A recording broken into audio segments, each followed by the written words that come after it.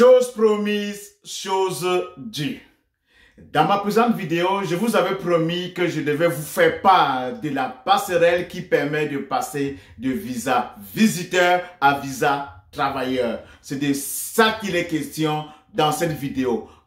Pour un petit rappel, si tu n'as pas regardé cette vidéo, je laisserai le lien de celle-ci afin que tu ailles la déguster. Donc, à titre de rappel, vous allez remarquer que depuis le début de l'année 2023, on va parler de plus en plus du visa visiteur pour la simple et belle raison que depuis le 28 février 2023, le gouvernement canadien a prolongé la loi selon laquelle les visiteurs devront dorénavant travailler au Canada, et cette loi a été prolongée jusqu'au 28 février 2025. Donc, vous allez remarquer que beaucoup sont déjà en train de profiter de cette politique d'intérêt public qui avait vu le jour au mois de août 2020. Mais ce n'est pas de ça qu'il est question dans cette vidéo. Donc, si tu regardes cette vidéo et que en ce moment tu rêves venir visiter le Canada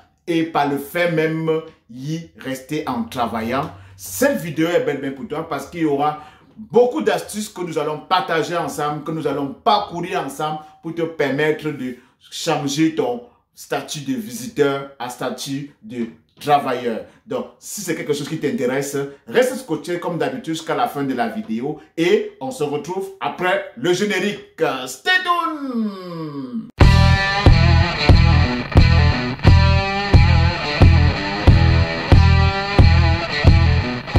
Coucou mes futurs Canadiens, très content une fois de plus de te retrouver en cette belle journée ensoleillée. Si tu ne savais pas, je te le dis tout de suite, nous ici au Québec, nous sommes entrés officiellement au printemps 2023, ce depuis le 20 mars, donc c'est depuis lundi. Et quand le printemps s'annonce, nous sommes sûrs que le beau temps s'en vient, l'été s'en vient. Donc une façon de te dire, le printemps pour nous c'est considéré comme la saison pré-été.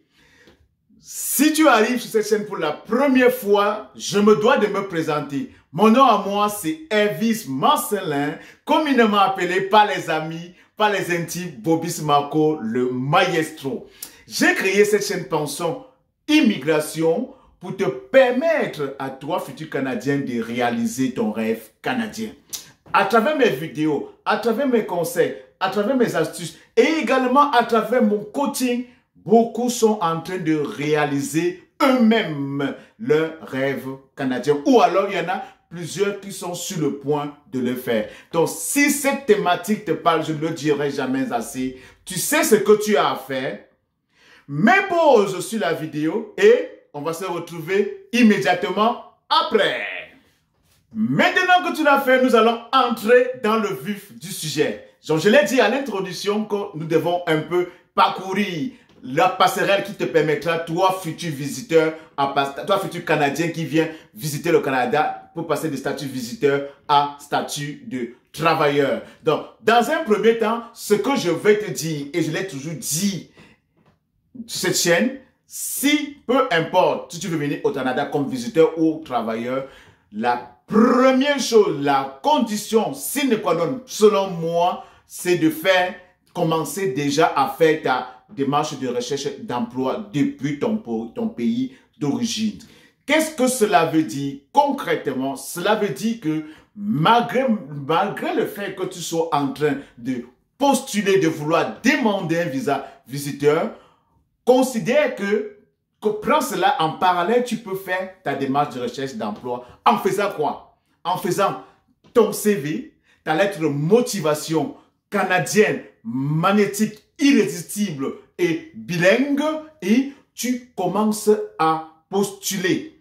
Et justement, parlant de ces documents, ces projets Sésame, que j'appelle vulgairement les armes de destruction massive, si en ce moment tu aimerais te faire accompagner dans ce sens, ou alors tu les as déjà rédigés et que tu veux que ça passe par l'expertise de l'un des membres de mon équipe, tout ce que tu auras à faire, rejoins-nous via le groupe WhatsApp que nous allons laisser le lien dans la description ou alors envoie-nous un courrier via l'adresse email qui s'affiche en bas de cette vidéo. Mon équipe et moi, on se fera le plaisir de t'accompagner dans ce sens. Il y en a plusieurs déjà qui sont passés à l'action et aujourd'hui, ils en sont fiers.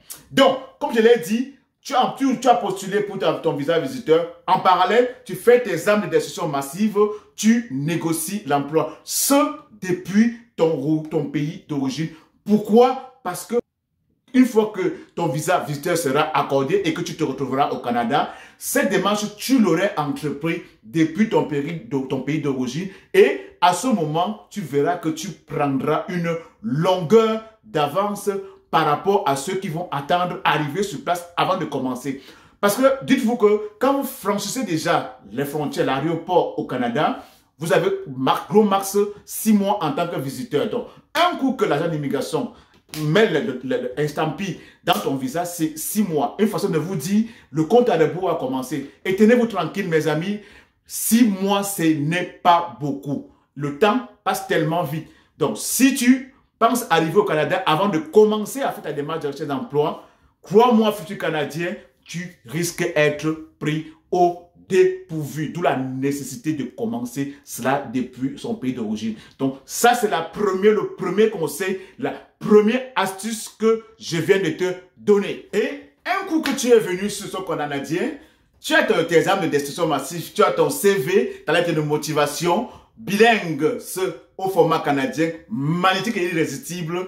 Qu'est-ce que tu auras à faire tout simplement? Tu vas commencer à postuler parce qu'il y a plusieurs façons de faire la recherche d'emploi au Canada. Et effectivement, j'avais fait une vidéo à ce sujet. Je laisserai le lien de celle-ci en haut, le lien de cette vidéo en haut de celle-ci. Je t'invite fortement à aller la voir. Parce que cette vidéo est considérée un tout petit peu comme une vidéo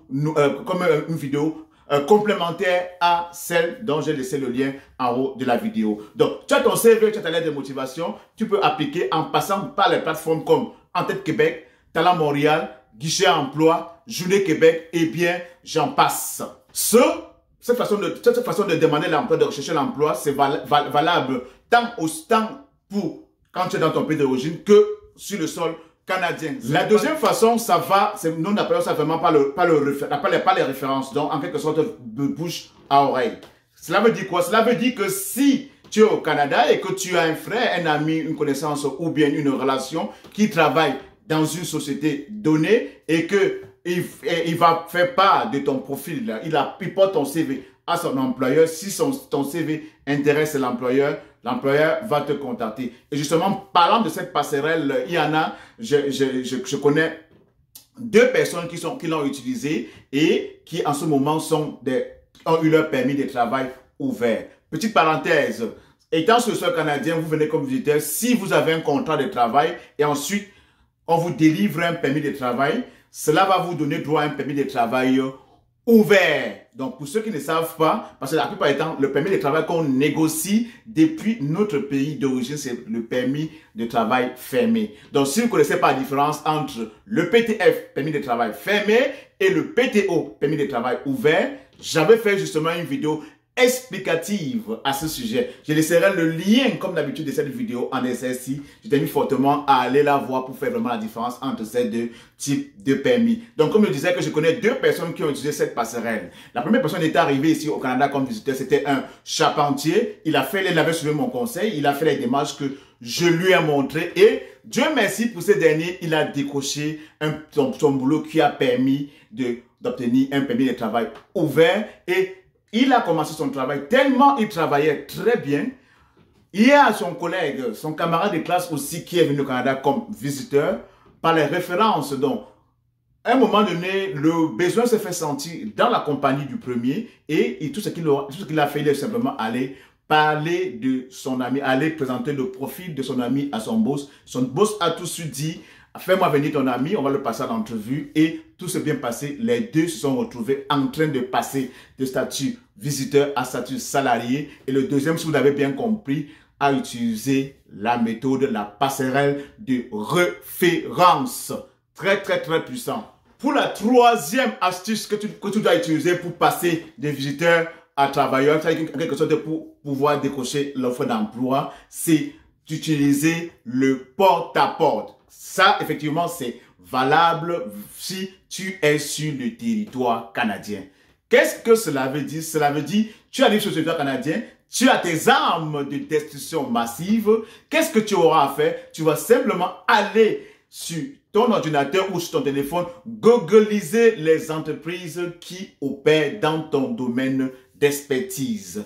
Quand tu vas les googliser, qu'est-ce que tu vas prendre comme information importante? Le numéro de téléphone, leur adresse courriel et leur adresse civique. Et si tu es mobile, qu'est-ce que tu peux faire? Tous les jours, tu peux t'élever, tu vas dans ces différentes entreprises, vu que tu aurais leur adresse civique, tu proposes ta candidature. Si tu n'es pas mobile, tu as relevé le numéro de téléphone, tu peux passer des coups de fil et tu te vends. Et tu peux également le faire par courriel.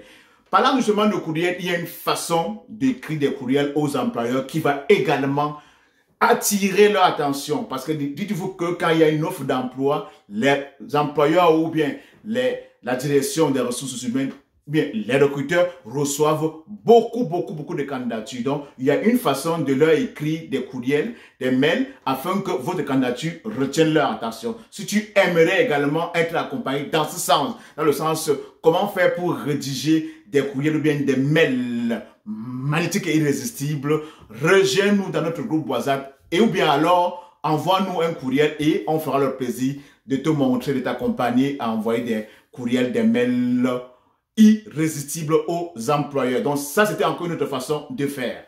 Pour la quatrième façon de le faire, c'est une fois sur le sol canadien, toujours comme avec ton CVDA que tu l'aurais au préalable et ta lettre de motivation bilingue, magnétique, canadienne et irrésistible, tu peux passer par certains organismes et tu vas vers eux, tu leur fais comprendre que tu es venu au Canada comme visiteur, mais tu veux continuer à rester, donc tu aimerais travailler et ces organismes vont t'aider à pouvoir décrocher l'emploi. Également, si tu veux vraiment en savoir plus sur ces organismes, comme d'habitude, rejoins-nous dans notre groupe WhatsApp ou alors envoie-nous un courriel et ça nous fera plaisir de te faire part de ces différents organismes qui aident les visiteurs à trouver l'emploi au Canada. Je suis sûr que vous qui avez écouté cette vidéo jusqu'au bout, vous allez certainement me poser la question de savoir quel est l'avantage entre faire la recherche d'emploi depuis son pays d'origine et faire la recherche d'emploi sur le sol canadien. Le premier avantage, je l'ai déjà dit dans quelque part dans la vidéo, c'est qu'effectivement, si tu obtiens ton permis de travail depuis ton pays d'origine, c'est un permis de travail